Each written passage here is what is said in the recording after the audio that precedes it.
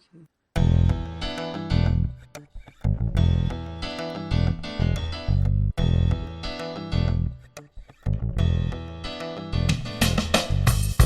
Hello all, and welcome to another episode of Proudland, where it is all of Proud and less than half of me.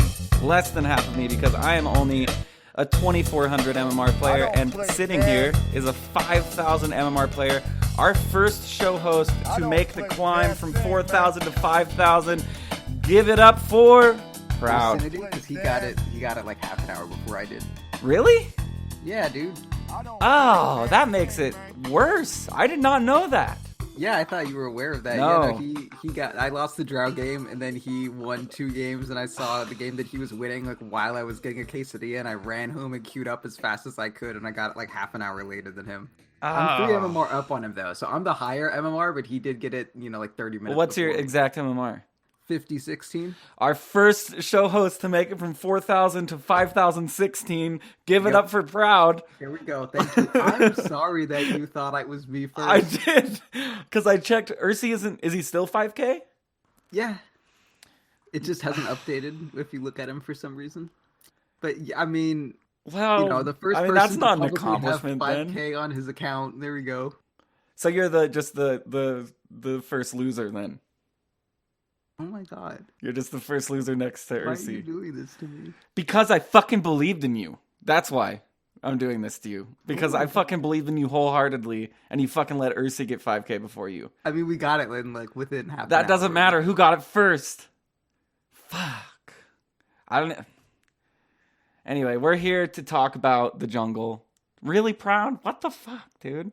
Dude, we got it within like half an hour. There's no fucking Oh, he's not man. being a dick about it. I said congratulations when he got it, then I got it the next game. It's whatever. Once you're 5K, Now I look these like a petty things douche are at the just start of this beneath you. recording? Fuck. Yeah, a little bit. How the hell did you lose that Drow game? That Sand King, man, he fed himself like 3 times. I know. So before we As get if I wasn't raging about that game while I was getting my I'm fucking sure. quesadillas, man. I'm sure.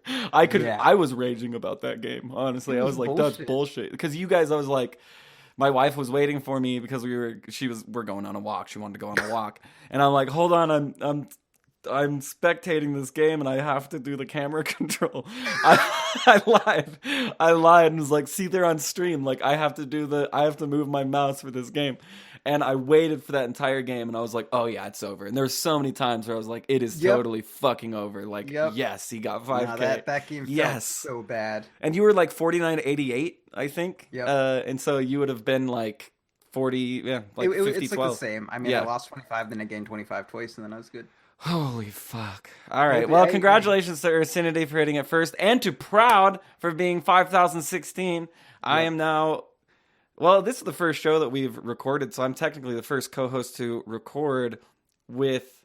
A 5K? Well, no, that's not true. Korean Barbecue was 5K. Well, first to record with a current... Yeah, somebody who shut up. I saw earn it. Yeah, dude, there's just all sorts of things that just point... Anyway, so what happened in that Drow game that I found was really interesting is everyone was playing extremely well on both sides, in my opinion. Not that Sand King. No, that Sand King was playing fucking well, dude. Yeah, except when he just fucking died for no goddamn reason. No, that's the craziest. That's the thing that I wanted to get into is he was in offlane Sand King. You had the safe lane Drow with an Omni, which was actually really cool. And that Omni was like legit, dude. That Omni was so fucking good where I was like, oh, you're just not even going to heal him. Then he just pops his ult and waits and then heals you at like the perfect time. Did you see that bottom? Yeah, when that's I was exactly getting, what I'm talking about. With Omni Slash and like at the last I know. I was second, like, oh my god, Omni heal him, and he's like, no, I'll do one better, ult. Yeah, and it's just like, it was so oh good. god, skills.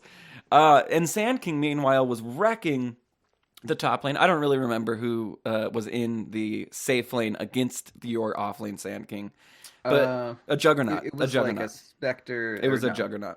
Oh yeah, it was. It was this Juggernaut who at the end of the game was like, oh, I'm the best, command me, I'm the best, command me. The Jug was mid.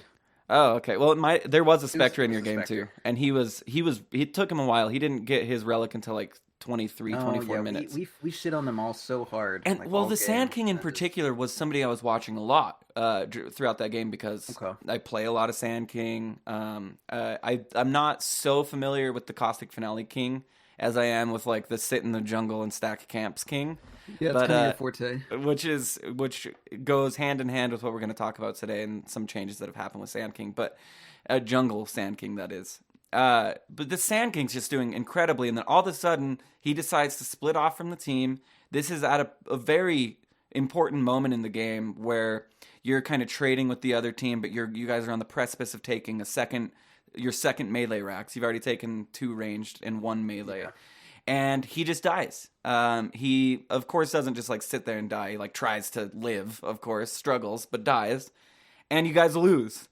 And at first I was like, oh, no big deal. Sand King died, but you needed his stun. You needed Epicenter. You needed just his general presence. Yeah, it took it from a 4v5 push into a 4v4 push, and that's not a good situation. It was insane. I couldn't believe it, and I was watching from his perspective, and I'm like, what's he doing? Yeah, it was in your safe lane, and he's just kind of off alone, and they're still waiting for like you to respawn and for a couple more people to respawn, and it's totally okay. You guys died, it sucked, but it's totally okay. You have another chance at it, maybe 2 more chances before the game goes in the favor of the Juggernaut and the Spectre. Because you had that like drow push, right? Where it's like kind of, you're on a timer, you've got a couple more chances. If you don't win, you won't win. And that's exactly what happened is Sand King kind of gave away your timing window, to harken back to last week, by dying. And just the importance of 70 seconds, even at I don't know what average that game was. I'm guessing like 48 to 52. It was like 5-2 or something. Yeah, like so a 5,200 average game.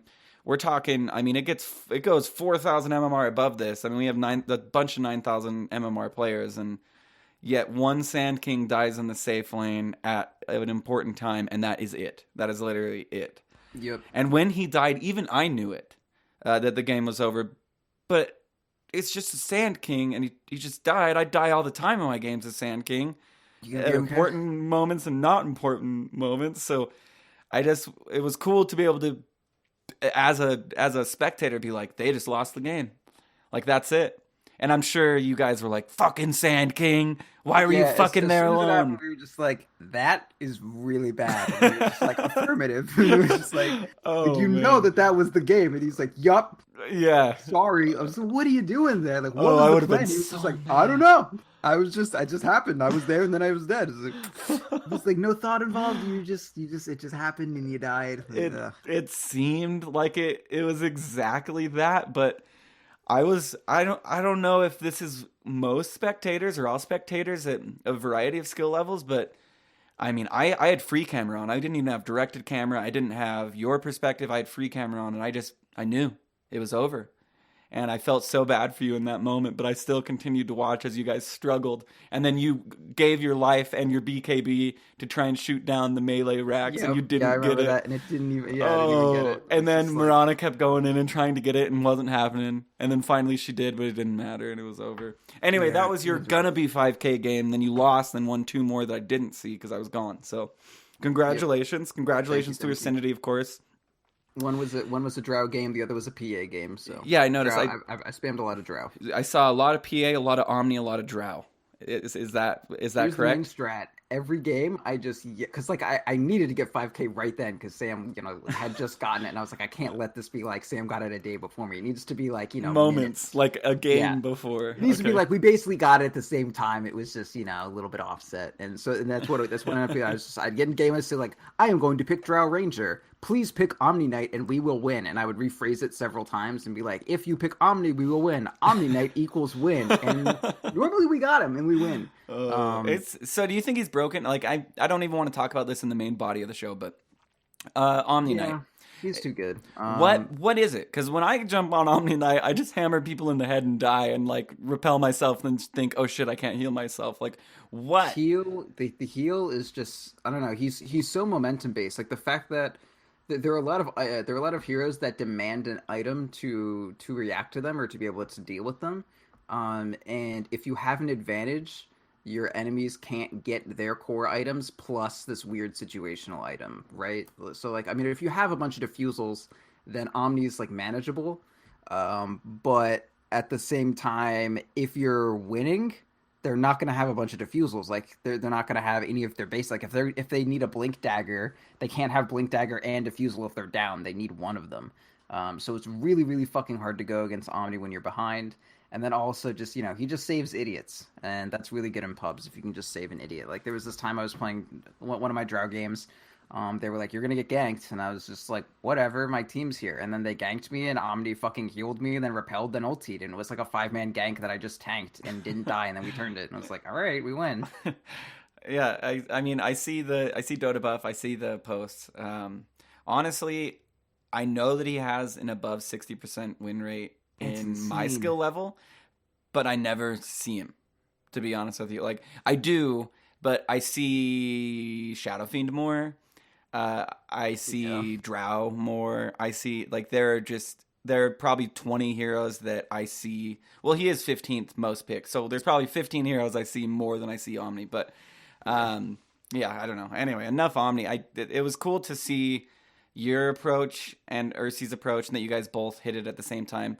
Ursi was like 4,600 or 4960 when you were 4980, and I was listening to Ursi's stream while free cameraing yours, and Ursi was like, "Oh, this disruptor," and this disruptor was bad. And Ursi ended up pulling the game out anyway as Juggernaut, which was cool. So I was watching both your games. Anyway, enough of you guys. I want a game. 5K bullshit. Say, what game was this? This dude like randomed. Oh, what did he random? I don't know, man. This game was awful. But so people like randomed an offlane Weaver, and I fucking won. This dude like fucking no one was mid, and then our support Kunkka had to mid, and we fucking barely pulled that one out. Like, I worked fucking hard for these wins, man. I know you did. Oh, I know you did. Well, it was like the games that should have been losses I managed to pull out today, so I was just so happy. I just couldn't believe when I logged in today finally that you were at 4988. I had no idea you were so close, because last I checked you were like 4860, and then I looked, I had and you had like a blitz. You had like a 4 blitz or something like that. Yeah, if I play during the day, I noticed on Tuesday I won like 3 in a row. And then when I played Tuesday night, I just like lost a couple. And then, so it's like, all right, I'm just going to like, I don't have class Thursday. I have homework, but why don't I just not do it? And I'll just play during the day as soon as I wake up. And I was just like straight wins. Yeah, well, fucking congratulations. That definitely is a momentous task. And it was really cool to say that you guys hit it within a half an hour period. Ursi did win, but I will say Ursi is definitely taking the high road and didn't gloat. Like, I didn't even know until you told me. Like, I was expecting Ursi to be like, hey, everybody, look, I'm 5K before anybody else. But you did climb a lot on him, and just, that's cool. That means the analysis that you guys are getting and the thoughts you're getting are coming from 5,000 MMR players. It's something I probably will never be able to say for myself, because there will be another game that I'll move on to, or I'll die from my horrible Red Bull addiction. I just want to say, to Ursi's credit, though, like, he's gotten better, or like his amount of progression is like definitely better than mine. Because like when we first started playing, I was like very certain that I was better than Sam. Like, me and Scrunk, there was a time where we were like, we just can't play with Ursi anymore. Like, it wasn't that he was like bad, it was just like his playstyle, like he didn't go for kills, and it was very strange. But like, now he's a fucking totally full, well-rounded, his like, Juggernaut awesome player. game. So that's, I'll say that. This disruptor was doing everything that you're not supposed to do, like we covered in the safe lane. He was pulling the creep wave every which way. He was harassing a Timbersaw with his right click, which was in turn helping the Timbersaw, just because it was getting more reactive armor. And it was definitely a hard game for Ursi to win. I for sure just kind of discounted the game as, well, Ursi is now 4940, not 4980. But oh wait, was that the one where he was against an alchemist? I was mostly free cameraing your game because my wife was in there, and thinking that my duty was to control the camera. I did watch a game where he was against an alchemist, and as soon as I saw the alchemist had a Shivas, I was like, all right, he won, and then he did. Oh yeah, no, this game, all I know is he was against an offlane Timbersaw. I had the comms on the entire time, and for the start of the game, he was like, this fucking team, and then he literally said this in the game. He said, I'm untilting myself right now. And he did. And he started to be like all positive and shit, which I hate, like that whole positive mental attitude argument. I really do. I think it's disgusting. But it worked for him. I try it sometimes, and it doesn't work for me. Okay, I mean, he was against an alchemist and a safe lane lone druid. Like, this doesn't look like the hardest game in the world to win, I'm going to be honest with you. Well, his attitude definitely changed, and the game seemed to get it better, but maybe it's because the game was getting better, and then his attitude changed. I mean, they could work both ways. Anyway, what we're getting into today is the final installment of covering the bones of the map. I've coined the term, the connective tissue for the map. If you think about it, they've really made this the connective tissue for the map. The jungle. Anytime you're leaving a lane, you're going to be in the jungle.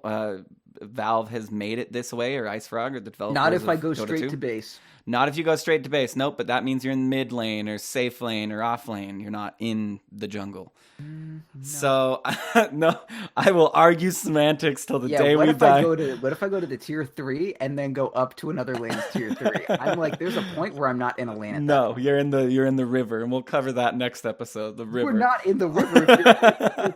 Oh, wait, no, a tier 1? Tier 1 is what I was thinking. Yeah, and you said tier 3. No, tier 3. You're in the base. We'll cover that the episode after the river. And we'll also cover Catan. The river, or not Catan, Carcassonne, the river. That was a really cool expansion to the board game Carcassonne. Maybe we could hit both of those. Anyway, so the jungle. This is something that we talked about last show, saying, yeah, we'll cover the jungle. And I thought, I was like, there's not enough material there. And it wasn't until I was in class. They keep telling us about how you write notes in class. Yeah. Oh, yeah. I don't. That class is literally the biggest waste. Like literally the. All right. Never waste we covered that topic. So I'm writing all these questions down, and it isn't until I'm in front of a computer that I realize just how dynamic the jungle is. And this is even after talking to people. It's not until I kind of go to like Dota 2 wiki and start doing some independent research that I realize. The differences between the small camp and the medium camp, which I'm going to just quickly dissect experience and average gold and we'll start with the small camp. Okay. So you have, and it's confusing if you think about it. I thought there were only 4 different types of small camps, but there aren't. There's like 6 different types of small camps. You have your harpy camp, which are like the dragon guys. Yeah. They have the chain lightning ability. 144 experience if you kill this camp. The chain lightning ability is honestly a pretty shitty ability. Oh my god, are you shitting me? It's like the best. It's partially blocked by Lincoln Sphere. 140 damage for 50 mana. Do you know how incredible Okay, this isn't the one. Oh, sorry. This is the... I'll get to the one that's shitty. This is actually a really good one. So this does a shit ton of damage. I take this back. So this is... When you're Doom, this is definitely a creep that isn't bad to eat. For 50 mana, it has a bounce damage reduction of 25%. The cast animation is really low, actually. So it's a great ability. I'm not going to talk too much about the abilities, but that ability is good. And small camps I'm going to just average it out to about 80 gold between all of them if you kill them. Then you have the Kobold camp. That's the one with just the kobolds and the guy holding the goblet who has the speed aura, who you also like to eat as Doom. Then you have the hill troll in Kobold camp, which is the 2 guys, and then the goblet guy again. And then you have the hill troll camp with the healer guy. The heal is shit. And then you have the heal's actually not bad. It's very mana efficient. It's just super mana efficient, but it's a half a second cooldown for a 15 heal. It's 5 mana. It's just awkward to use. But it's just weird. Good. I've never found myself using it. And of course, when I say these skills are shitty or good, that's coming from my point of view, not from like research I've done on the skills. And like people widely believe this to be a shitty ability. It does pierce spell immunity, which is cool. So you can heal, I guess, through somebody's BKB. Then you have the... it's not like good for fights. It's just like, if you want to if you're Doom and you're at like 5% health, like you can just get that and you'll actually heal up pretty quickly. Exactly. Then you have the Vowel Assassin Camp or Vul Assassin Camp. Vol. Sorry. Yeah, these are Vols. I think it is Vol. When you said it, Kobold, it just I think right. it's Kobold, not Cobalt. It's right? Kobold. It's Kobold. Okay. Yeah, I've played Dungeons and Dragons. I don't know if they're just all bald or something. What broke me is Wyvern. I've always said Wyvern. Oh man, we've fought Wyverns in Dungeons and Dragons. We've killed many Wyverns, and when Winter Wyvern came out, I was shocked. I couldn't believe it until Winter Wyvern said, "I am Winter Wyvern" herself, and I was like, "You're wrong." I always said Wyvern to bother anyone I know who knew the correct pronunciation. Really? Be like, look at that Wyvern, and they'd be like, "What the fuck is wrong with you?" Like, see, apparently we had like different parents with different parenting styles and all sorts of different things. Because if you grew up thinking it was Wyvern, I feel like you're wrong. Personally, I feel like everyone's wrong, and I'm isolated in my right shell of being right about Wyvern. But but that's okay. It still bothers me to this day. But that's just because so many times I've killed wyverns, dude. And now it's wyvern makes sense. I mean, if you even look at like how to pronounce things. Yeah. So the shitty skill that I was talking was these Volt Assassin camps, the envenomed weapon. Oh, yeah. That is the absolutely useless. When you're playing Doom, it sucks because you're like, I need to consume something, and then you see these, and you're like, but I'm not going to consume that. These do 2 damage per second. On a hero, it'll last 10 seconds. On a non-hero, it'll last 20 seconds. So maximum damage you're getting on a creep is 40 damage from this. Attempts to damage it. Debuff was placed before spell immunity was not dispelled. Whatever. Anyway, this thing does go through. It does pierce spell immunity. Doesn't matter. It does not. Yeah, it's garbage. So anyway, this is an ability that feels like Valve, Ice Frog, Dota 2 developers, whoever, could just go ahead and scratch right off the face of the earth because it's just shit. Anyway, this camp, basically what we're seeing is you're basically getting 140 experience or 120 experience off small camps. If you want to average that out, say about 130 experience on a small camp. So if you're starting out as Ursa, is it worth taking the small camp or a medium camp? Well, the average on a medium camp is almost level 2, depending on the camp. The average on a small camp is going to be a little less than level 2. With the advent of Iron Talon, it's never worth doing anything but a hard camp. Yeah, and that's something I want to get into. So real quick, Frost Attack is the last on the Ghost camp. This is an annoying camp. It's an annoying camp to pull. The slow is actually pretty huge. It's 20%. And I find it annoying.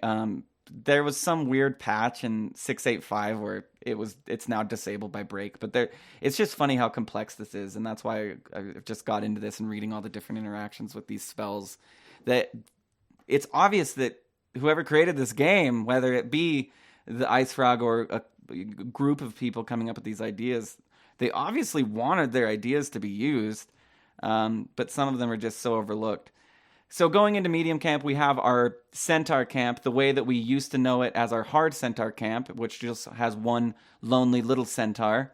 One of them, or they both have the cloak aura, and then they have war stomp. That's if you have 3 or more units near it, he'll stomp. It's annoying.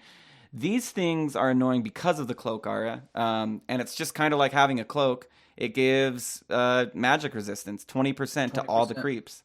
So, and in like an AoE. Yeah, in a huge AoE. Well, in an AoE big enough for that camp. So if you were stacking a camp and making it large and you're trying to, I don't know, Wave of Terror it down or Zeus it down. I think we can speed this section up. Yeah, we can. So anyway, magic resistance on those. Then you have the Wolf camp, obviously. Overall gold and health, or overall like gold and experience. Sure. So around, I would say on average, the Ogre camp is vastly underwhelming in experience. The 144 and 160 for Centaur, somewhere around 170 experience for a medium camp. So not that much more. Much more than a small camp. Yeah, so you are dealing with a lot harder of creeps, in my opinion, and with health. I mean, the Golem camp with their magic resistance and all the bullshit you have to deal with on a Golem camp. Worth noting, the small camps actually do a lot of DPS. They do, because, I mean, some of the camps you can be fighting 5 things. The Kobold camp, you have 4 little dudes and then the Goblet guy. It's also worth noting, if you have a Stout Shield, the more their damage is split up into different units, the less damage you'll take, because, they won't hit over that Stout Shield. The more instances of damage you're blocking. Yeah, but if you're dealing with, just the camp that's just like the 2 Hellbears or whatever, and they just like hit slow individually for big numbers, then like that, is a lot more dangerous when your only defense is a Stout Shield. For sure. Some notables on the medium camp, obviously Pack Leader Aura from the Wolf camp is something that anybody with a Helm of Dominator or Doom wants. Also, another creep in the medium camp, and one that you will see in the large camp, are the Satyr camps, the little white guys. They are awesome for stacking, and the purge on them is like a diffusal blade, so they're awesome creeps as well. Then you have the Ogre camp, where, not much there, and then the Golem camp, really just kind of obnoxious. Here's some cool shit about the Golem camp. With Lifestealer, this is something that I started doing that's incredible. Infest one of them, take control of it, run to someone you're gonna gank, uses Q, burst out of him, then you get the 2 little golems for yourself. So you can have, and then so you can like control them, like tab Q, and you can Two have stuns. 3 rock nukes. Oh That's my like god. 300 nuke damage. Can you and 3 reinfest? stuns. Say you've been in the golem long enough that your infest is off cooldown. Can you reinfest the small shard? I bet you could, can. but there's no point to that because like you. Well, if you wanted to you get get away or control something of like the that. little guys. Yeah. When you pop out, so why would you reinfest? You're about to die. You want to get away. Your teammates are 2K, and they're going to be like, "Where'd he go?" That honestly happens all the time. I actually don't know. I'm pretty maybe infest ticks while that's happening. I actually don't know. That's no infest does tick while you're infested. So, okay. So I mean, I know that. I guess you can then. Yeah. I don't know what. I mean, I guess what you're is not gonna stopping heal it? off them. Yeah, you're not. So I know that because I was playing Spirit Breaker. Well, I've known that for a while, but there's a I was holding on to a life stealer for too long, and he'd be able to like reinfest the second we finally ganked. Hey, you can come out for some air, and, like stretch a little bit, and then get back in his box. Yeah. Moving on to the hard camps, we have the large centaur camp, recently changed to 2 small centaurs and 1 large centaur. You have the large satyr camp, my least favorite camp because of the pink guy in the large satyr camp, or the largest guy doing the 6 regen. Also a great creep to get as Doom for early levels if you just want to be unkillable and have like basically a ring of health from minute go. Then you have the Hellbear camp. Once again, notable thing about Hellbear camp, don't have 3 people there, or don't have 3 iterations of yourself there, or 3 allied units there. You're going to get smacked. The Wild Wing camp, probably the worst of the hard camps as far as what they do and their worth on experience. They're wildly less experienced than any other camp. And then the Troll camp, which is worth 100 more experience than the Wild Wing camp at 267 experience. So basically your average on the hard camp is going to be somewhere around 220. You're dealing with a lot more health. You're dealing with a lot more damage. Your average gold is sitting somewhere around 120 as well. So 220 on experience, 120 on gold. So think about 3 stacks. You're thinking somewhere around 360 gold. I know 3 stacks looks like it's a blink dagger, but once you actually quantify it and break it down, like 360 gold is roughly equivalent to 7, 8 lane creeps, 9 lane creeps. So about 2 waves to cut through a 3 stack. 2 waves comes in a minute, and a 3 stack takes 3 minutes, unless you're talking from minute 1 and you can get a 3 stack by 2 minutes. So, or minute 0. So really, as far as efficiency in gold, in experience, in pretty much everything, it's not worth it to jungle. We'll quickly touch on ancients. You've got Dragon Camp, Large Golem Camp, Thunderhide Camp. We'll get into those, but just breaking it down, as far as jungling goes, I mean, and this is coming out of my mouth, experience, gold, as far effective health that you have to kill, the different spells you have to work around, not worth for the most part. So why, that will lead me to my first question.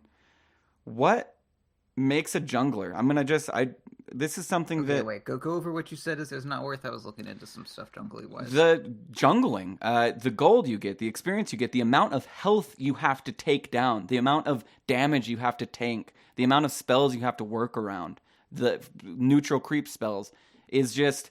It points in... It basically, when you do enough research, there's just a giant warning sign saying, leave these things alone until you're equipped.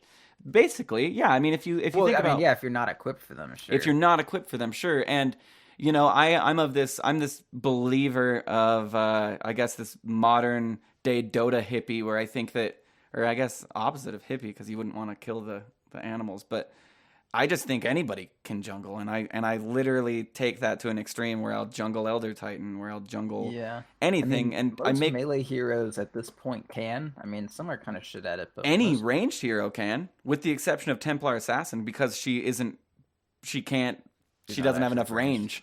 But any ranged hero can. Any melee hero can.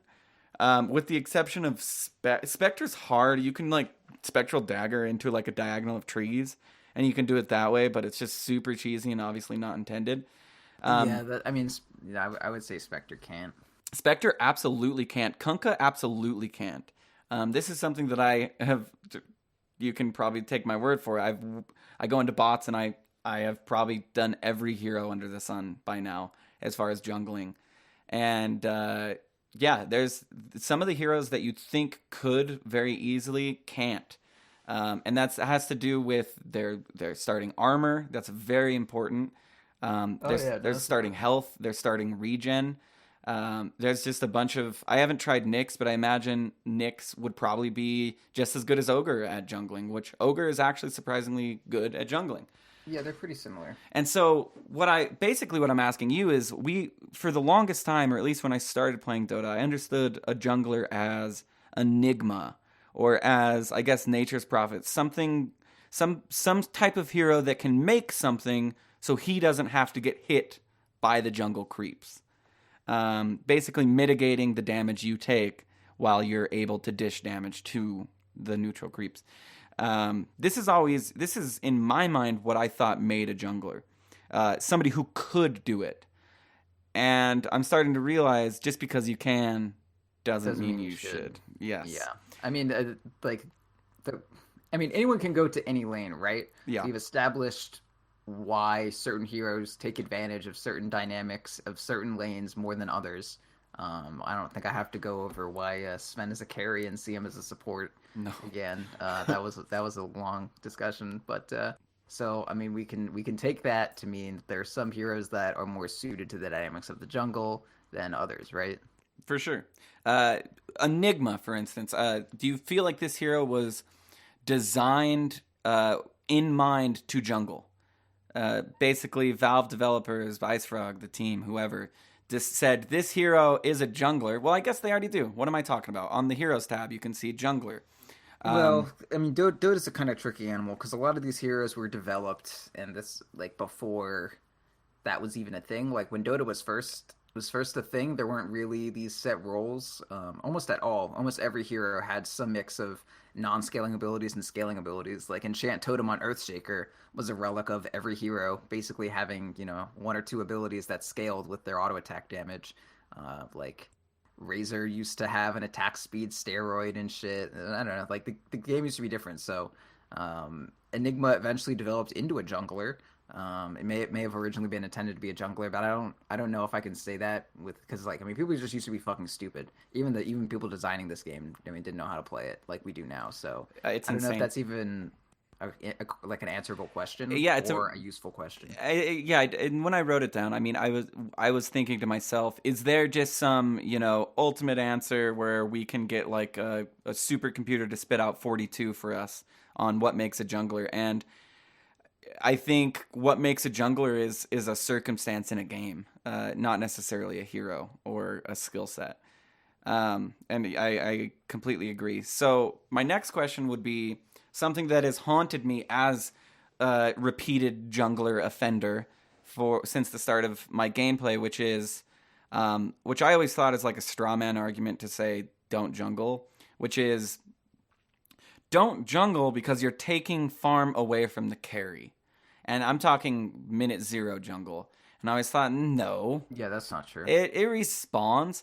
And then when I was making these giant stacks, especially as Sand King early on, but before Sand King could level 1 jungle, this is when Sand King had to level 3 jungle because Sandstorm didn't do enough damage, didn't last long enough. Yeah. I had like a 4 stack at 3 minutes, and I always prided myself on that 4 stack at 3 minutes on the hard camp. And I would always get the argument from people like Denny and Andrew, the people that I primarily played with, or Wazoo and Cyphus, saying, why are you eating that quad camp? Andrew could eat it as Lycan. And I was like, no, he can't. He doesn't have the innate ability that I do, which is an AoE attack as Sand King. Yeah.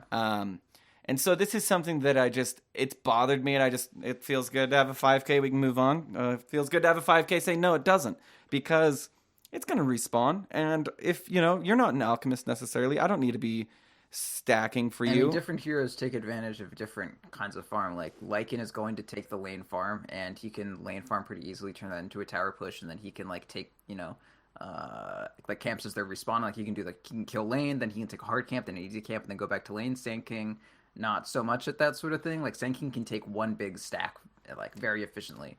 Yep. And Lycan kind of can't. Like, your wolves are just going to die, and you probably can't take all that damage. I mean, there are various reasons why Sand King take big stack, Lycan take little stack. Exactly. You're invisible. Also, But even more than that, like you have to ask, where is my farm going to come from exactly. if not this? And that was always my argument was, well, I need a blink dagger. And it's like, well, your carry needs carry stuff. And he'll get it, just not through my sack. And so this question was more a personal question than a very good question it's either. Okay. So I will fucking seed my lane and go jungle slightly less efficiently if my support needs 6. Like, and that's something I've noticed with both you and Ursi, and we'll harken back to the start of this episode real quick, which is there are times when Ursi is in my lane and he'll actually let me farm, which is cool as my support. Yeah, no, and I noticed that even in your pubs where I would be like, "Fuck you, Rubik. I'm Sven. What are you doing killing my medium camp right now? That's bullshit. Get out of the way. I have an Echo Saber. I'm just going to steal it from you right underneath you. You can share the experience with me, I guess, but it bothers me, leave." And I see you playing like PA and you're 50 gold off your Deso or something like that, and you say, "Oh no, he's level 7. I wouldn't do that. That definitely never happened. No, this is shit that I do. 400 off a Deso and say maybe, but if I'm 1,000 off, then yes. Oh, but okay. I mean, like, you know, if I was trying to paint it more in your favor, I guess. All I'm saying is that noticing... No, because that's just stupid. Like, you don't not get an item. Like, the closer someone is to an... Okay, so, I mean, we've said this before. Experience and gold don't matter. Items and levels do. So, if getting some amount of farmer experience is going to get you over a threshold to a new item or a new level, that is, you know, you've just moved up in priority 1 of farming experience. Because, like...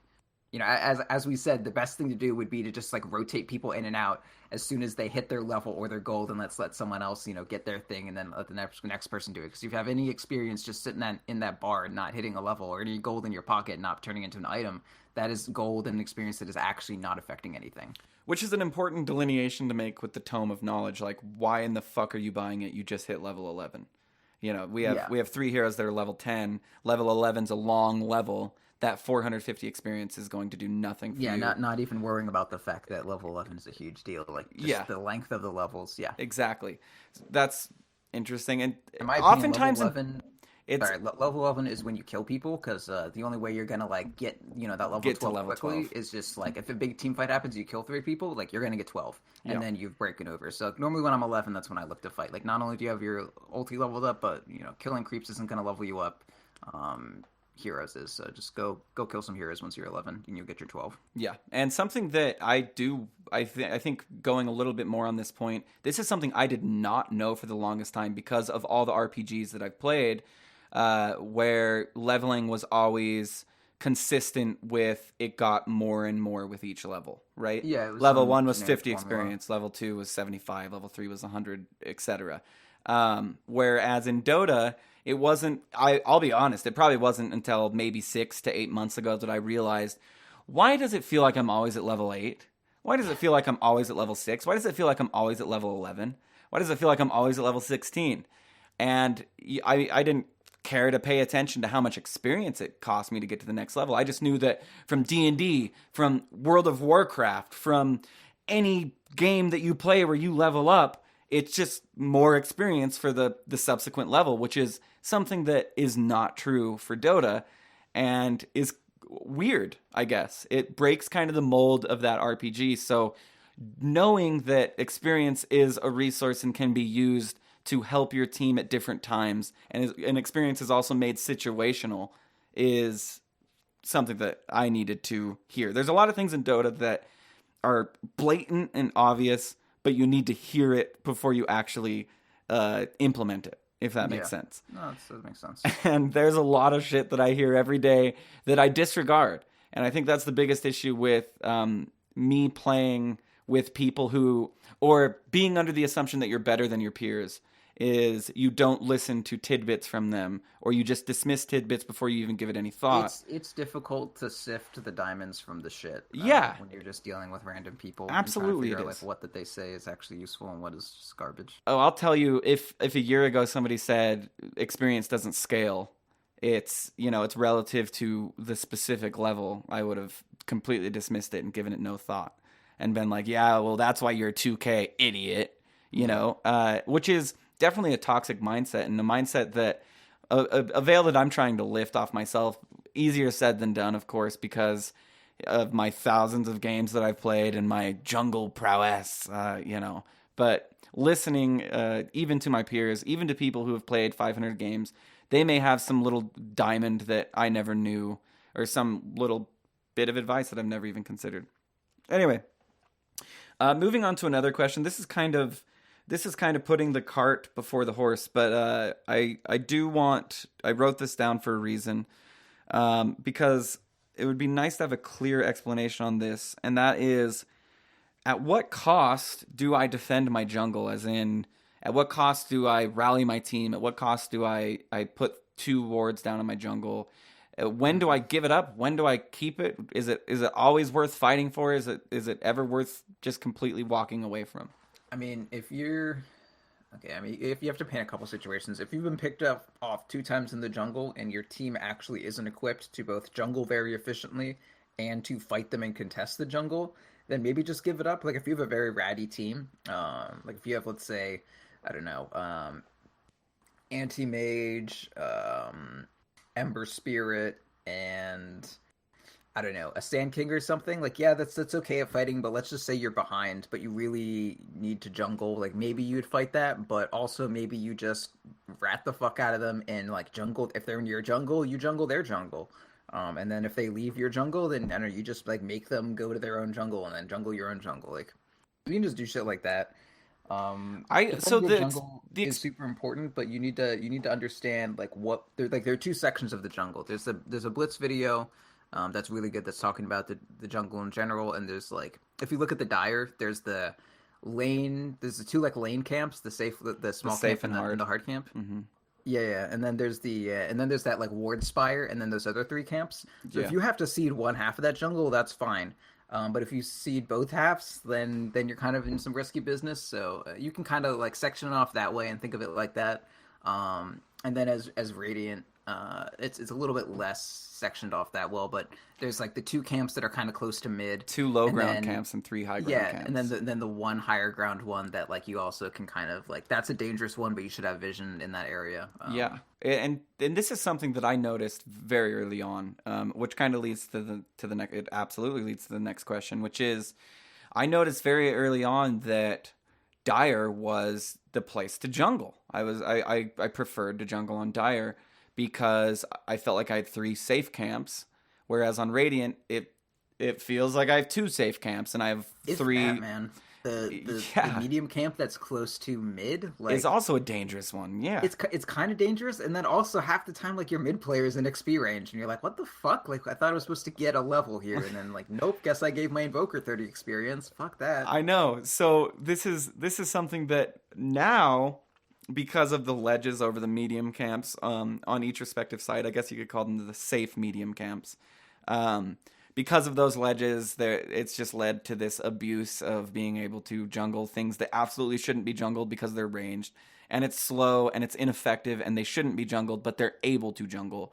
I mean, as you said, every hero is able to jungle. It just depends on your patience. It depends on your patience, with not only your patience, but your team's patience to put up with you before they ward your camps. That's happened to me before, where they're just like, fuck you, and they buy sentries and just ward your own camps, and you're like, oh jungling man, those types of heroes. Oh, come on, Tinker Jungle, which definitely been debunked. Tinker Jungle doesn't work. Morphling Jungle doesn't work. You at least need level 3 on Tinker before you start jungling. Well, yeah, I look at Tinker as more of like a flash farm type jungler.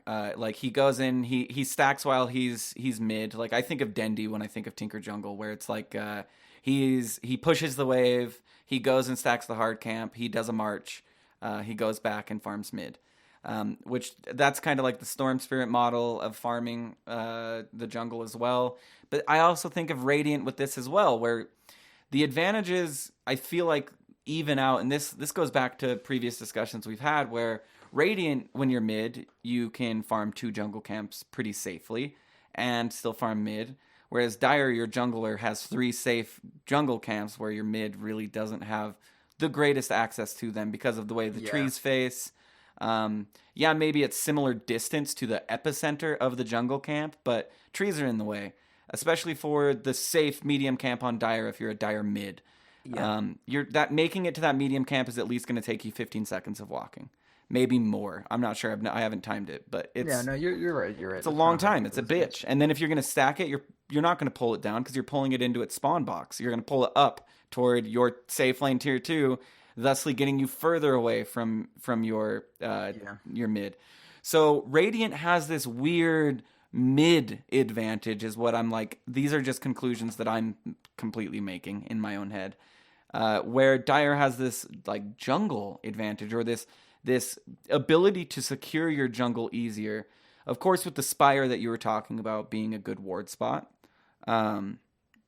That's new. I remember when that ward spot was created, I was like, I'm never going to use that because that's just going to get dewarded every single time because that spot is just too good.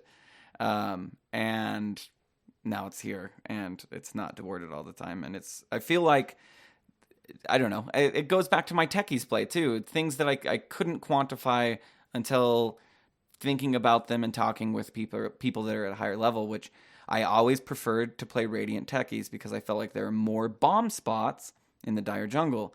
Well, there are. There are more byways. There's better ways to sneak around in the Dire jungle. But it's just another balancing factor for each side. And honestly, I'm going to say that I love that the map is asymmetrical. Especially since doing research on it. I'm glad it's asymmetrical.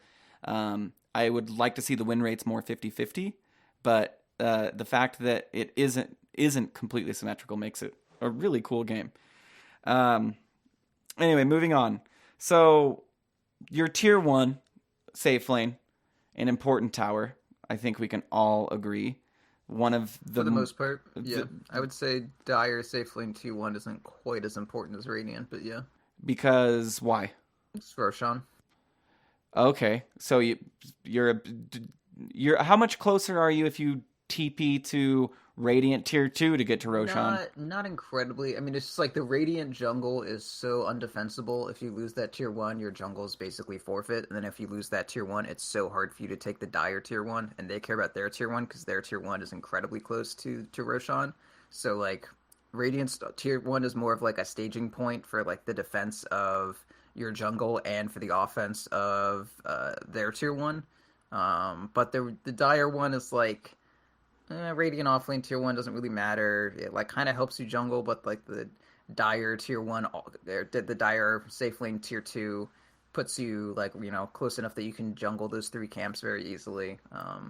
It's not quite as important, but yeah, I would say the Radiant safe lane tier 1 is more important. But it's also like not defensible at all, honestly. It isn't. It feels weird. You have a pocket behind it. Which it's just a death pocket, man. It is a death pocket, but it's also nice to have because you can kind of, it's easier to hide yourself TPing in than the Dire safe lane tier 1. It's true. It's super obvious when you're teleporting into the Dire tier 1 safe lane, but the Radiant tier 1 safe lane, you can do it in that pocket. You can do it without even knocking trees down, and people won't even know. And if your rotation is sly enough, it pays dividends. So my question would be, what is the best method of protecting your jungle when your Radiant safe lane tier 1 is gone? Because this is something that I absolutely agree with you on. It feels like the jungle is forfeit when that tier 1's gone. Feels like nowhere is safe. Is it a couple of wards? Is it just not worth it to even venture over to the hard camp? I mean, it's so game dependent, right? Like you can't just. That's the hard part about the jungle is very game dependent. I would say one of the things you do is there's a ward that you can place that's just okay. So like 2 of the best wards. I love warding the Radiant jungle. Like there's so many great ward spots there. 2 of my favorite wards are near both of the staircases. There's the main staircase that leads to, you know, like where the rune spawns, or at least the one that's most traditionally thought as, you know, the one that like meets up with the other ramp. Mm-hmm. I don't know. It's kind of hard to say. I know what you're talking about. Yeah, it has a tri-way. It's a tri-way. Yeah, and then there's like that tiny ramp that leads basically like straight into Roshan. That's kind of to the right of where the rune spawns, and it's very close to the safe lane hard camp. Yeah. If you ward right there, so that you get like vision of the hard camp and anyone that's walking to the hard camp, and then you get kind of vision down to see if anyone's walking towards the easy camp. And then you get vision to the left of that to see, you know, if anyone's around I guess that medium camp. It gives you a lot of very important information, so that can kind of help you if you're jungling like the lower part of the jungle. That can give you like a lot of safety there. And then there's also ward spots, like on near the medium camp that's very close to the mid tier one. That little platform up there that leads up into the like upper lands of the jungle. That's a very safe common ward spot. There's that ward spot that sees the rune. That's like right behind the medium camp that's on the high ground. That's a pretty classic spot. That one's very good too. I think if you have like those two wards, your jungle should be fairly defensible. But I mean, as you said, like once you lose that tier one, there's not a great deal you can do. I mean, the best thing to do to defend your jungle is to just put pressure elsewhere and force them on the map, and then kind of reclaim your jungle. Because I mean, everything in Dota has counterplay, but just some things take more time and energy than others. So you want them to force some energy somewhere else, and then they need time to gather themselves while you go take your jungle. Sure, and I mean that makes a lot of sense. It is hard with the jungle to ask very clearly defined questions with the hopes of getting a very clearly defined answer. Yeah, I mean it's the territory in general, and like what is our jungle is in. I don't know. It's difficult for me to. I think it's just strange in general to apply like these ideas that are kind of like military strategy kind of things, where you're like, oh, flank them, or I don't know, defend this area. Like this area is now under like their control. When you actually only have like 5 units that you're talking about, that's something that I got wrong with StarCraft, or rather comparing this game versus StarCraft. Because like when I flank someone in StarCraft, like I know what happens. Their army has a certain formation that they need, and I just like disrupt their formation. But when I flank someone in Dota, I'm like, why don't they just turn around? Exactly. It is so weird because you go to that. I feel like there's a lot, like even in your micromanagement, there's macro management in StarCraft 2, where in Dota it is complete just micromanagement of your hero, where I think of a clump of Marines and how you want to throw banelings into them. You want to make it so as many Marines are shooting as many different banelings as possible. Because if you think about a row of something going into an unstoppable force, well, they're just going to die, like a tower defense game. If it's just a row of things running into a mass of something, they're just going to get picked off as they come. Whereas the flank method comes in, which I guess Chen is a good example of doing a proper flank in Dota 2, or dealing with being flanked, setting up your creeps in such a way, being able to micro them appropriately. But in Dota, you're absolutely right. It's hard to make the decision of, do I just stand here and fight this guy in front of me, or is the target that just popped up behind me worth that half a second turn rate, and then for me to attack them? Which is another huge delineation for Dota 2, and what makes it the great game that it is turn rate. I know that this is something that's talked about all the time, but I mean, it factors into decisions in very, very low bracket games, whether you know it or not. Coming down to you playing Wraith King, that game that I saw, and you're like, oh, thank God I died facing in such a way that I could blink out in such a way. Where in any other game, would it matter? No. In any other MOBA with no turn rate. Yeah, you just use the ability. You just use the ability. So there's an extra level of complexity, which makes the game, in my opinion, more renewable. When there's more complexities, there's more ability to get better at the game, whereas you just instead just create more heroes, right? And that's what makes the game more complex, is just a shitload more heroes every single day.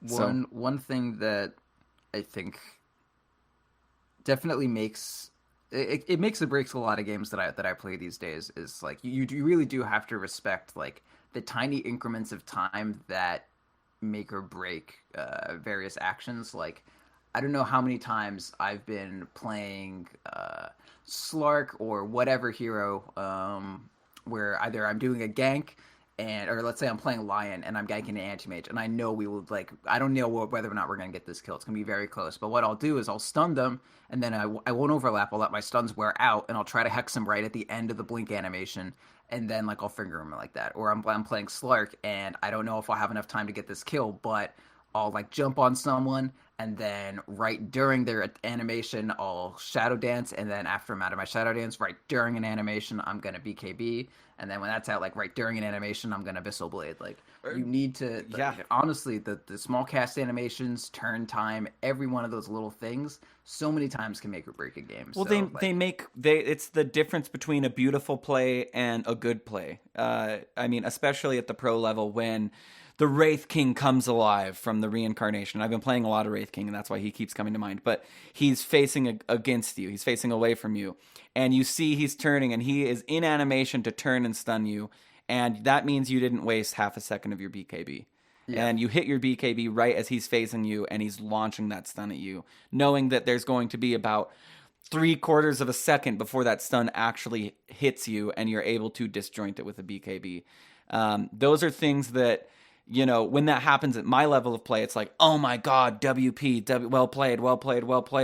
But in the pro level, it's expected of you to, hey, why, you know, maybe not expected, but definitely shows the better players between the run-of-the-mill pros, basically. And even just, you know, respecting someone's ability to, like, buffer information in their brain. You know, when I open on someone on Slark, I'm not going to immediately, you know, use a Q or a pounce or a shadow dance or whatever. Like, I'm going to wait half a second for them to, you know, register that they need to use a skill on me, and then I'll start, you know, reacting to them. Exactly. That's one thing that I played a lot of Slark.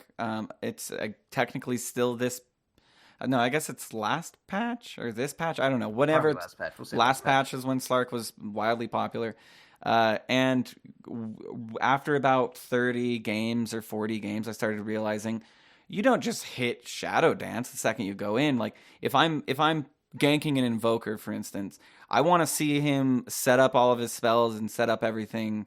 Like watch him set up his Cold Snap, and right as he's about to cast it on me, or right as he casts Cold Snap on me, hit my Shadow Dance such that, hey, you can't stun me. Or for somebody like Sven, you jump on Sven, and right as you see he's about to throw his Q on you, you hit your Shadow Dance. That's a cool thing because you can see he has to turn, he has to face you, he has to then process the information of, oh shit, I'm getting ganked, oh shit, I have to throw this stun.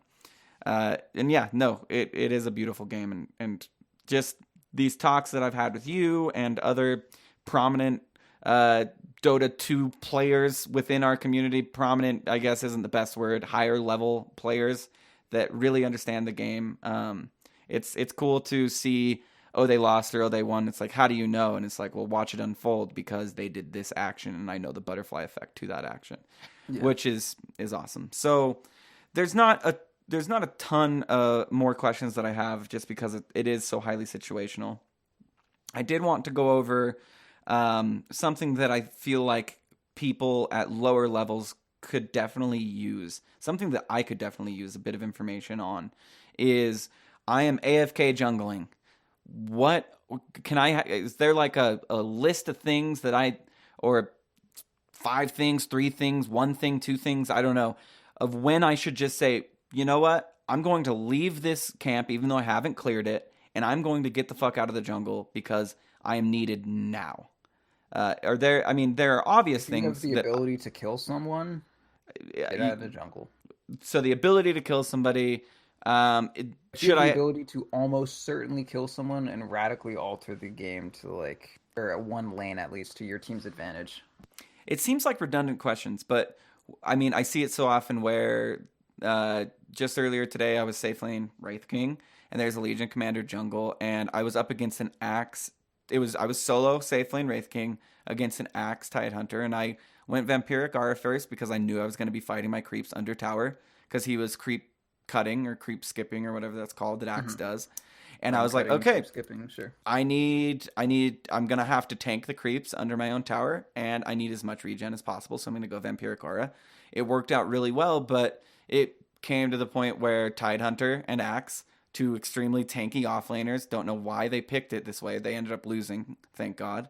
But they would just dive me under tower. Axe would call. It's something that I really couldn't get away from with creeps everywhere. And I'd die. And what really turned the tide was Legion finally saying, you know what? He's already died twice, and he's solo lane. And even though I had died, I was still a couple levels up on him. I'm going to go in and I'm just going to dual axe when he's under our tower. And when he did that, all of a sudden the lane was won. And all of a sudden it got a lot easier for me. And so I didn't ask for help. I was just jamming music and just like, whatever, I died, it doesn't matter. I'm still farming like crazy because I'm getting these last hits. It doesn't matter. They're under tower. There's no other creeps. God. I'm so looking forward to just like playing Dota 2 and playing whatever hero I want to without caring about my MMR and like solo queuing and ranked. Oh my God, that sounds. Oh yeah. Fun. Oh, I know. Now that you've hit it, it doesn't matter. And I. Oh no, I'm not gonna play. I'm not gonna lose my 5K. I'm not playing it anymore. Like I'm done with solo queue. I'm gonna play like unranked or play my Smurf. Yeah, no, I'm not gonna play solo queue again until like I get better. You want to Smurf together? No, like I'm not gonna Smurf as in like be at 2K, but you know, like my other No, account, I'm not like, 2K. I'm like a 5K player, bro. That's the thing. You know what I mean? I'm stuck at 2K. I'm gonna level up another. I'm just gonna play my other account if I need to solo ranked, and you know, it's already at like 4K. So I'm trying to train myself to be a mid player. Okay, not because I'm gonna switch to mid, but in CSL I might be playing mid. I'm probably not because the other players are like they play way more mid than I do. It doesn't make any sense that I would play mid, but either way, I wouldn't like if I'm a 5K, I should know how to mid, right? So I need to, you know, train up an account only play mid. So the first, and we've talked about this before, but the first time I ever really saw a clean exhibit of your skill was when you went up against that 6.5K Tiny, and that was mid. Yeah. Or you were Tiny, he was Ember Spirit and Stan King. Yeah. Well, there was also that game. We was Adopt the in-house where I was Windrunner and Sam was TA, and I just stomped. Oh yeah, I remember that. That was before. I think that was before you were even on a show. That was no, I was already on a show. Otherwise, I hadn't played the in-houses since I was on the show. Oh, okay. And you kept getting these beautiful shackles.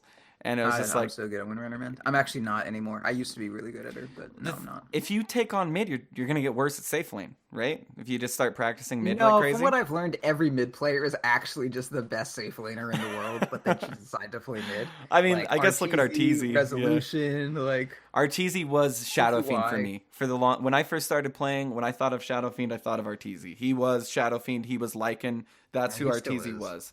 And now, safe lane, he's anybody, man. And I don't know if you're able to catch True Sight, I think is what it's called.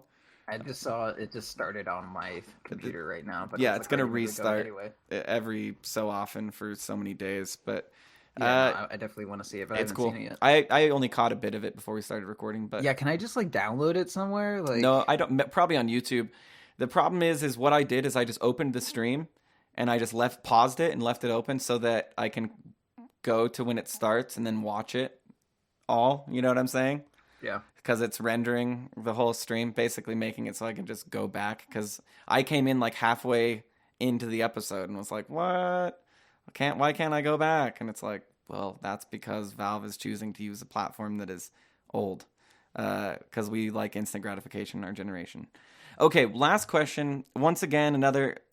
idealist question, I guess, but you're the drafter for Hakuna Marana. Yeah.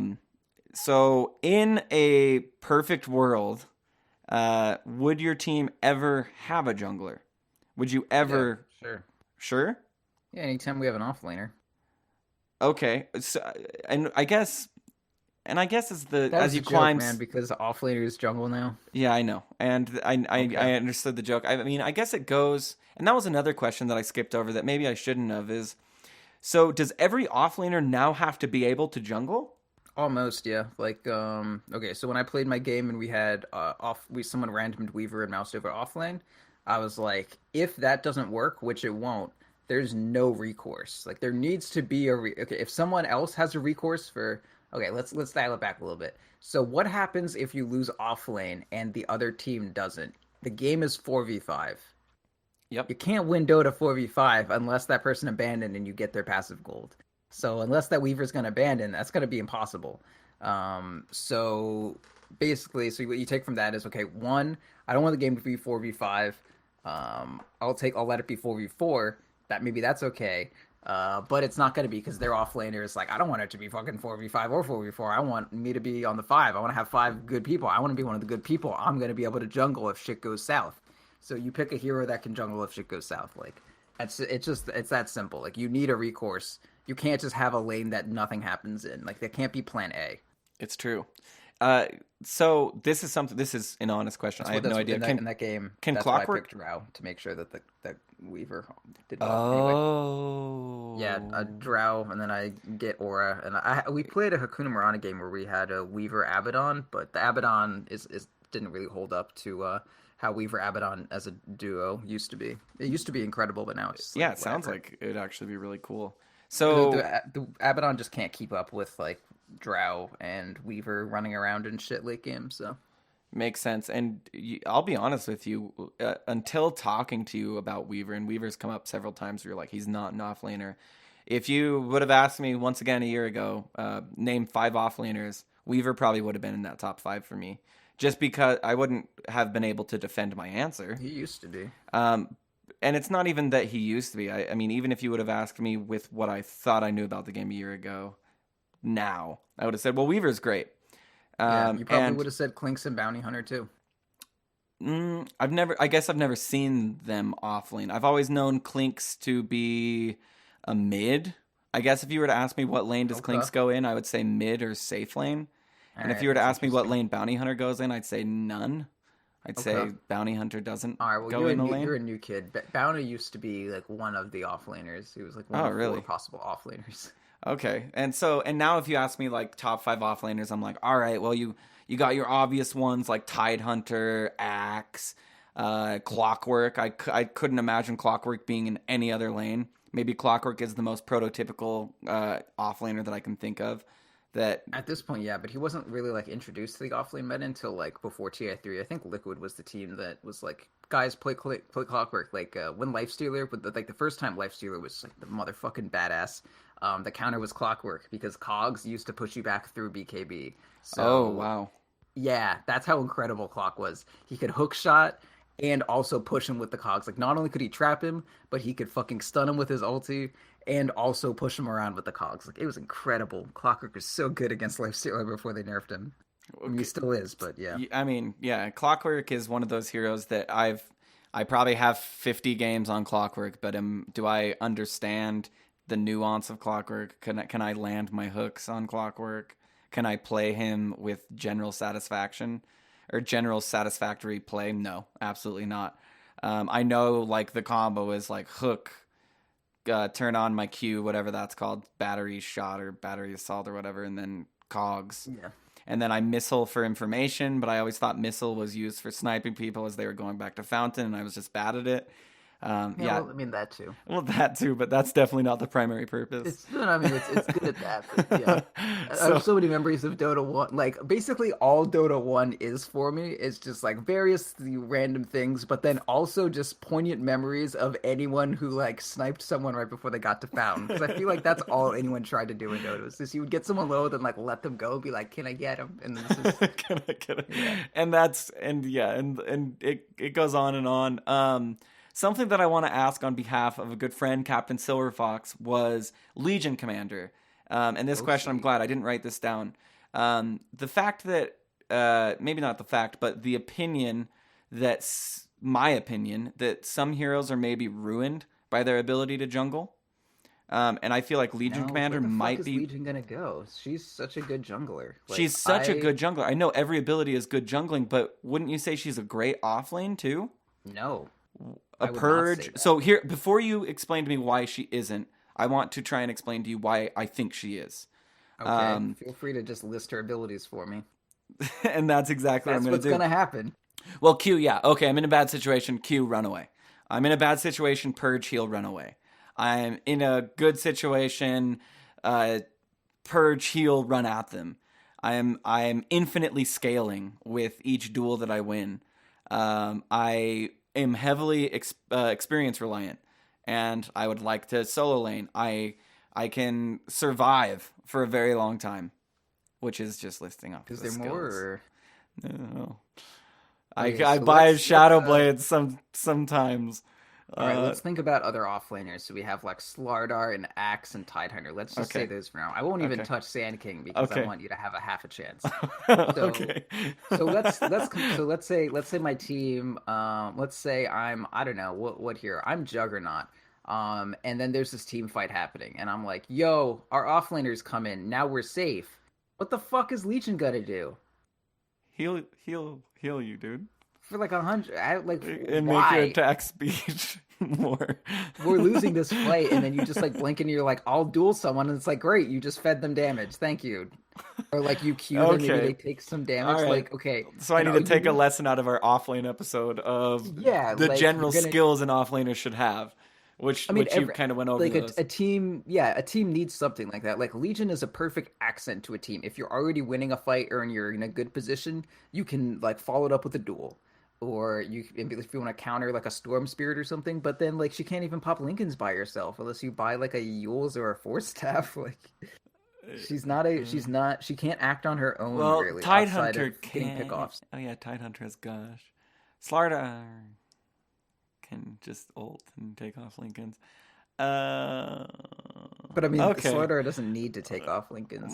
Because the Slithering Crush. He's not a single. I mean, and Tidehunter doesn't really need to take Beastmaster off Lincolns. Can't take off Lincolns, I guess. But whatever. Beastmaster does things besides duel people. Like, okay, so here, this Legion Commander, like, I guess everything Legion Commander does puts her for body herself, at risk. and it's for herself if you think about it. It's not really for the most part. Yeah. And I mean, like, they're mostly man fight abilities.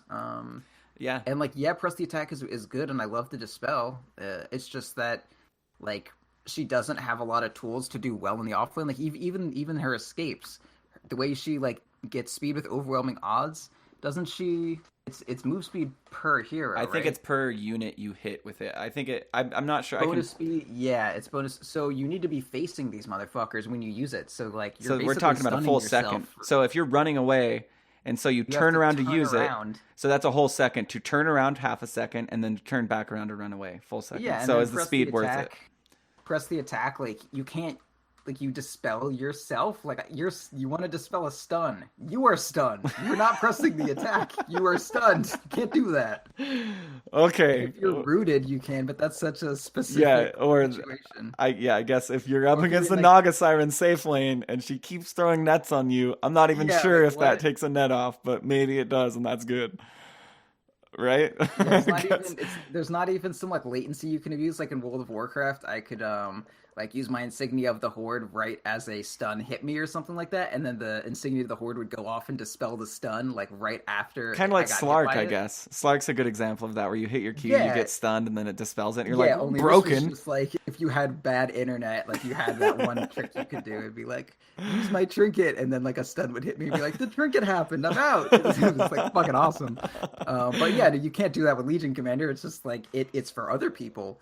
But she just works so well as a fourth core because you have like everyone else to, like you have your carry to do the late game because Legion Commander, like, okay, one thing that makes a carry is the ability to deliver damage like successfully. So you have a hero like Sniper who has so much range that all you need to do is just build survivability and you'll always get damage out. Like a Sniper, the old Sniper with like S and Y and Scotty. That's all he needed because that would make sure he was just always putting damage out. He didn't need to do a lot of damage. Like Sven needs a lot of damage because his kill window is very small. He just has that small point of time, so you just need like a shit ton of damage in a BKB. But then like a hero like Legion Commander, like she needs to be hitting someone. Like she needs to be fucking touching someone the whole fucking time. And she can get killed while she's doing that. Like, there's no situation where she's just definitely going to get damage off outside of dueling someone one-on-one when she catches them. And even then, like, if someone comes in, she's fucked. Like, people can't hurt her if she has an axe. She has no reliable damage. Like, she has no reliable way to do anything. No, it's true. And that's why I wanted to explain myself before you explained yourself, because I had a very strong inkling that you would definitely change my opinion on it. So Captain Silverfox, the points that he brought up, obviously I added my own insertions, but the points that he brought up was the fact that, Legion Commander pretty much only needs survivability, right? Because she scales infinitely. If she gets kills, yeah. If she gets kills. So, but, I mean, supposing like a perfect situation. Which is why she's a good fourth core. Mm-hmm. For sure. She has the luxury of picking out the good fights. Like your offlaner doesn't have, I'm like, okay, if she can't initiate, right? She needs to find the weak person and pick them off. That's not what initiator is like fucking Tide and Bat Rider. Like you take someone and you fucking like yank them to a good situation. Like Legion can only seize opportunities. She can't make them. Does that make sense? That absolutely makes sense. Another and then obvious you need thing an that to needs make to be opportunities for you. I think Like that could be repeated. Legion okay. definitely definitely hit home. Legion doesn't make opportunities; she takes opportunities. So you need other heroes to make those opportunities for you, and for the most part, supports, you know, what a two supports aren't really gonna like your offlaner for the most part is the person who makes your opportunities. I mean, you could do a Legion offlane with like a puck mid maybe, but I don't know. You just don't get that much for having a non-scaling mid. So there is a reason I don't see Legion offlane. I mean, she used to be a little bit, but it's just so unreliable. Like she doesn't do anything without farm. In order to do anything successfully, she needs to put herself at risk. And like if you look at someone like Slardar, like even I don't know, like we've all had our mid ganked by a level 4 Slardar at like 7 minutes who just like sprinted up at the right time and did a crush and a bash and was like, or even just a crush and then an auto attack and it's like, all right, That's like a it. kill just happened. But what's Legion gonna Or do? he has his blink, and you're like, when the fuck did that happen? That's Well, I'm, bullshit. I'm just talking about like a hero that doesn't have shit. Like if Slardar Yeah. doesn't have anything, he can still sprint up to a motherfucker and stun them. If And Legion doesn't have phase. shit, I know she'll that's duel. something new, but And what? and his phase movement with his Q. Yeah, yeah. That's Well, I what, mean, like maybe yeah. 3 or 4 patches old. That was something that was like, whoa, when But that came out. you take Legion, and let's say she runs up and duel. She doesn't have damage. Like she's not even gonna kill a lion in the duration of her duel. Like She needs people to also help her when she seizes an opportunity as well.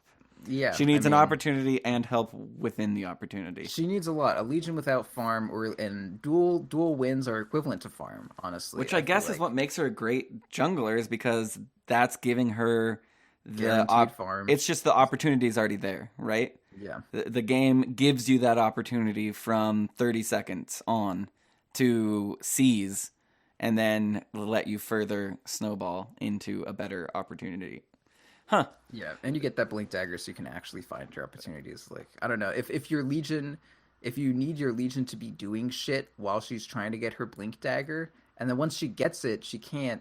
I don't know, like She just okay, can't do imagine anything. just like a Tide blink or you know you're getting dove and then by 4 people and then a Tide TP's in and ravages like You get or away, Slardar probably. or you had Axe TP's in and Berserker calls someone like that's an offlaner. Blinking in and then dueling with brown boots and then dying and feeding 10 damage is not an offlaner. Like that's a different hero. Well put, sir. Well put.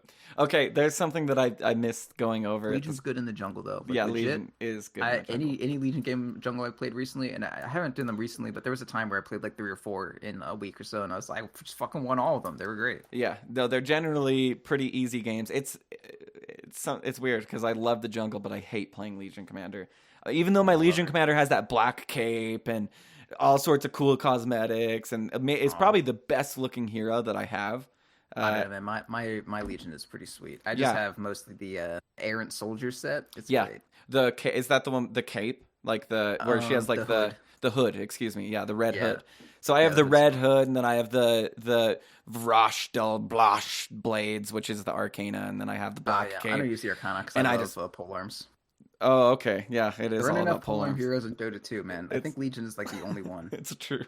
You can. Well, your PA has a polearm. I noticed that Yeah, you I use a do. I polearm with did PA. change up my PA. Yeah. One thing I do whenever I'm not doing that well on a hero is I just change up my cosmetics and I feel a little fresher and I kind of reset things. So Hey, I'm that's just used to the scythe. The scythe is what I used for the longest of my PA career, and I'm just like that auto attack animation is so fucking smooth, and I just like I know when the hit hits happens every time. for sure. Well, Proud, thank you yet again. I'm just gonna close on a few notes that we didn't hit, which is experience and gold for the ancients. Which this is something that I found Oh yeah. interesting, is that the Thunderhide camp, which are the dinosaur guys, they give average of 223 gold, 393 experience, and have 3,000 health.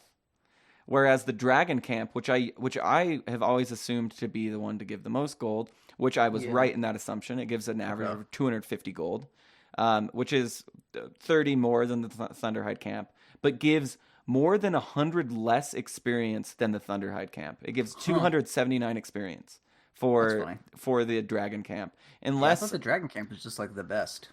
unless there needs to be a 3 here and not a 2. This is something that I'm not in the game testing. I'm reading this off of dota2.gamepedia.com. So it could be that the Dragon Camps give 379 experience.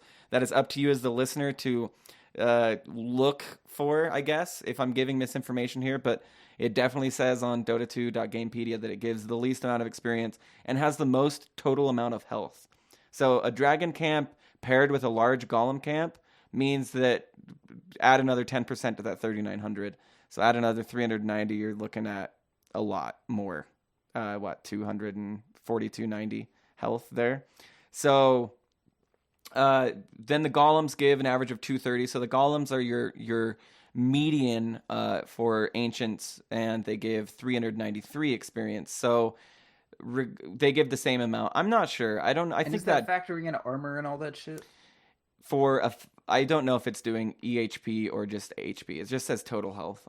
It's because I know the golems have granite aura, which is a shitload of health. Yeah, 15% health. I'm not too 10. sure about these. I mean, the Thunder Hides, they don't really have. And I always thought the Thunder Hide were the easiest. Another tip, I don't know if this has been fixed or not, but if you're going to stack the ancients, don't hit the golden brown dinosaur, because he'll frenzy and then he won't leave. That sometimes happens. They kind of fix that. I don't know if it's totally fixed. Sometimes. Yeah, it's an obnoxious thing to have happen just to you. Just be on the safe side. Yeah, just to be on the safe side. Don't hit the big dragon or not the big dragon, the big dinosaur.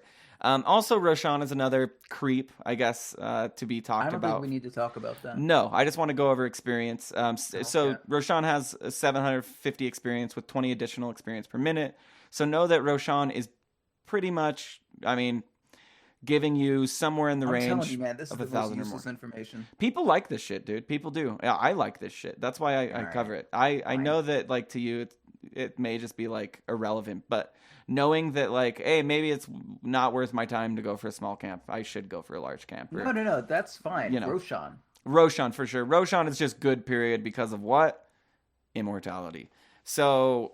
Absolutely. Gold for everybody in the club, like that's great. Yeah, 1,000 gold for your team. 1,000 gold for your team. It's incredible. Yeah, it's and that's why I didn't even include it, because it's technically under neutral creeps, but yeah, it's probably better than a small camp than Roshan. yeah, definitely.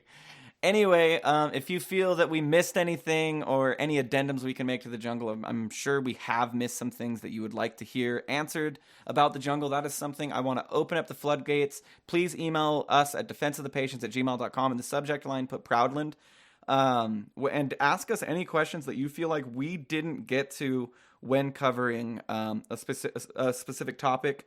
We'll go ahead and create a section in the show where we will go back and cover other questions, where I will ask them candidly and Proud will answer them authoritatively, which is a good thing, because he is definitely twice as knowledgeable as I am, but I think that it definitely scales. I would say about 5 times as knowledgeable as I am when it comes to the game. I will say one of the most interesting things I found jungling recently was I was trying to figure out how, like, the best way to Bloodseeker jungle. I know you can flame me later, but I was watching this dude play Bloodseeker jungle, and I downloaded a replay, and he did the offlane hard camp twice.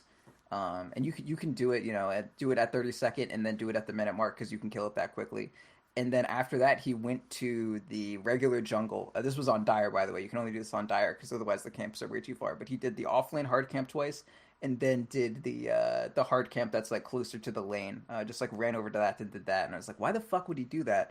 And it was because that's the only way that you can kill 3 hard camps within the first 2 creep spawns. Yeah, so basically you can kill 4 hard camps by 3 minutes. Is basically what you're getting at. Is you kill you can kill 3 hard camps by like a minute 30. By a minute 30, minute 40, minute 50, something like that. The exceptions, of course, being if you cannot kill a hard camp in 30 seconds, because you do have to kill that offlane camp from the minute 30-second to basically 54 seconds, so you have enough time for your hero to get out of the spawn box and let it respawn. Yeah, but I mean, if you're Axe or you're Bloodseeker or Lone Druid, you can do it. I mean, I don't know about Axe. I haven't jungled Axe since the nerf. I jungled him, and I did a hard camp, and then I killed a second hard camp at the 1 minute mark. It was pretty simple. Even since the nerf on... Yeah, just like yesterday. Okay. Oh, okay. So that was something that, is interesting, does the percentage to his helix directly apply to his speed of jungling? Yes, but does it apply like he's a 30% slower jungler. I don't know. I haven't tried it. I generally don't like lot of your jungle damage axe is from the Iron Talon and your auto attacks now that you do Iron Talon on axe, so it's it's whatever. Yeah, for So, sure. I mean, your Iron Talon the big creep, right? So and they all kind of die pretty evenly. I mean, it definitely hurts you, but he was also incredible before, so now he's just slightly less. Like he's still fine. Bloodseeker, incredible jungler. Enigma's still playable. Legion's great. Lundred's good. I would say that Wraith King has become my new favorite jungler. Wraith King is pretty great. Playing that game for Theorycraft Thursday, and the fact that I full on supported. Like, I bought just as many support items as the other person, and I had carry items. Like, not full on carry, but there's so much value to just being a fourth core that must be reckoned with. Like the number of times I've been in a game where, like we killed their carry or we focus on whatever, but it's like, oh man, there's this Bloodseeker that's like killing our supports, and I need to treat this guy like he's a fucking like third carry that I have to worry about, or like, yeah, it's just when like an offlane Void, transitions from just like the Chronosphere to having a Manta Diffusal. Yeah, and then you're just like, shit, now I have another carry to deal with. Like that's what a jungler can be, and if you get to that point where like you're actually fucking them up and they need to reckon with you, like that's when you really like go into full swing. Of course. And super interesting, a lot of good things, a lot of obvious things that are now solidified in concrete in my mind. The big takeaway for me is kind of avoid jungling where you can, I guess. I don't know. I don't want you to come away with that. Jungling is really good. Jungling, and I'm going to continue doing it. Basically, I'm just picking Wraith King. I'm banning Anti-Mage, picking Wraith King, and I'll go anywhere. Is basically how I'm playing him. I'm literally like on the biggest Wraith King kick I've ever been on. I love that he can pretty much build like anything. I built double Mjolnir because there was a PL, and I was just like, this PL is fucking me up. I built double Mjolnir. Probably ill-advised and probably the wrong thing to do, but turned out to be... like Mjolnir Maelstrom, but double Mjolnir I don't think is good. And it wasn't, and I didn't even have the mana to put... And of course they share cooldowns, but I didn't even have the mana to put one Mjolnir on me, even if the cooldowns didn't share to put two Mjolnirs on me. But it was, regardless, extremely fun to play. Anyway... Regardless, it was extremely fun to build two Mjolnirs on him. And the game was in such a commanding way that I was like, fuck it. I'm going to build a second Mjolnir. More attack speed and more damage. I'll take it. So, anyway, you can find us at defenseofthepatients.com. You can also find us on Twitter at @p_show. You can find Proud at Proud Dota. Once again, I'm going to reiterate the fact that please, if you feel like there are any glaring holes, any diamonds in the rough that you feel like other people should be aware of, please email us at defenseofthepatients@gmail.com. Subject line Proudland, please, and then we can just go ahead and go through those emails and just cover each topic one at a time. It's an easy way, I guess, to get yourself a shout out on the show and help other people realize the knowledge that you have. Of course, find us every Wednesday on twitch.tv/.ptv, or find me, Proud Ursi. That's kind of in the streamers, the tricast of streamers so far on the .p channel. Expect more events coming up with different things like Extra Life and stuff like that going to be happening in the future. And there's probably more plugs like leaving a review on Flub iTunes. Dota with 2 Bs. At Flub Dota with 2 Bs. And of course, a million others that I'm definitely forgetting. I don't know, YouTube. Fafnir's series on YouTube. Definitely interesting to watch. Of course, Jay Gushi, that is our Reddit, our Defense of the Patients. That's a fun Reddit to go to, because there's like relevant topics and it's not constantly flaming and you don't get shit posts all the time. Sure. And it's a great way to find the videos for Theorycraft Thursday, by the way, guys. If you want to hear Ursi and Proud's in-game dialogue, it's actually really fun to listen to the first half of the show, watch the game, and then listen to the second half of the show if you have that. Just see what a couple of 5Ks have to say about the state of a game. Well, yeah, to see what they have to say about the game and to see what they have to say about the heroes before they play it and see if they're playing it how they talked about how they are going to play it or not. It's always interesting to see. I will say the most that I ever learned playing Dota, a lot of it is watching people's streams or like when the summit is going on, and I just hear like the candid things that people say about a hero, like, oh yeah, man, that hero is so shit there's no reason to ever pick it except for here. And I'm like, oh, I thought that hero was like good in general. Just like, I don't know. I really value anyone because like I feel like people's greatest wisdom is in the stuff that they don't even really think about. So like if just the casual shit that people say about heroes or Dota, that sort of thing, I always find that like super useful. I agree. Denny brought up something super interesting on the Monday show this week about when you die in a lane and your want for blood after you die, and to curb that that behavior where if you died and you're an offlaner, don't try and reckon your death by trying to kill the safe laner even harder than you did in the first place, because you're just going to get further behind. That was something that Denny is a peer of mine when it comes to Dota. We're both equal MMR. I would consider us equal skill in different areas. And hearing that from him was like, whoa, dude, you're right. Because when I'm off lane and I die, the first thing I want to do is come back and kill their safe laner. And if you can do it, do it. But if you can't, don't, because you're just going to get further behind. So anyway, without any further ado, this was kind of going over the jungle, the dark matter in between the lanes. Proud, thank you so much yet again for clarifying things for everybody. This is Roland for Proud. For Proud. Saying have fun and good luck. That's good enough, but I was going to say, God damn it, why didn't you hit 5K first? Wow. It's okay. No, congratulations, Ursi. I'm glad you hit 5K technically first. Yeah, I mean, he did well. Congrats to my boy. He did. Hey, yeah, see? And I think everybody's taking the high road on this one except me. But good job, Ursi. Good job, Proud. Yeah, and we'll talk to you guys next week.